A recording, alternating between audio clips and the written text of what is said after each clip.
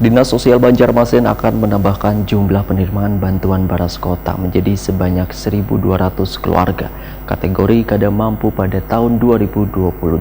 Ada sebanyak 200 keluarga tambahan sebagai penerima bantuan Baras dari pemerintah kota.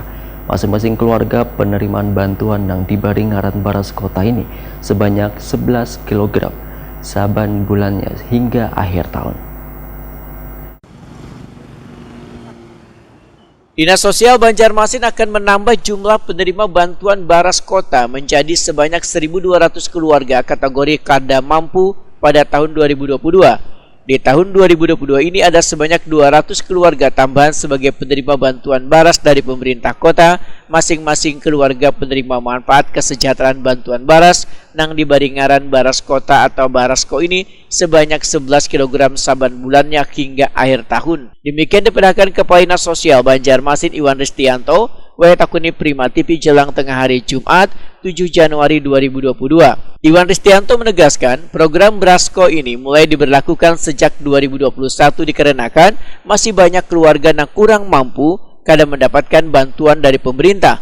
Sebelumnya hanya terdata sebanyak 1.000 keluarga yang belum masuk dalam program bantuan sosial pemerintah pusat, yaitu program Keluarga Harapan Wan Bantuan Pangan Non-Tunai. Menurut data dalam daftar terpadu kesejahteraan sosial di Banjarmasin, ujar Iwan Ristianto, keluarga miskin di kota Seribu Sungai ini pada tahun 2021 sekitar 46.000. Sedangkan yang mendapatkan program bantuan sosial dari pemerintah pusat hanya sekitar 29.000, sisanya dimasukkan dalam program Barasko.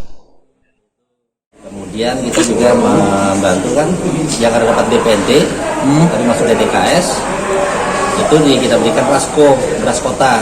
Banyaklah Baras Kota itu dapat 1.000 KPM. Tahun ini Pak? Tahun 2022 ini 1.200. Mau tambah 200 KPM.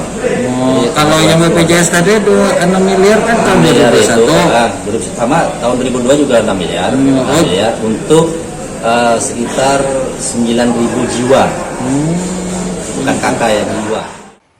Iwan Ristianto menambahkan, bantuan pemerintah kota melalui program Barasko ini masih jauh dari data jumlah keluarga miskin yang perlu mendapatkan perhatian, tapi kemampuan APBD Banjarmasin hanya bisa mencukupi sebagian dari warga yang kada mendapatkan bantuan pemerintah pusat tersebut, sehingga dipilih skala prioritas melalui seleksi musyawarah kelurahan.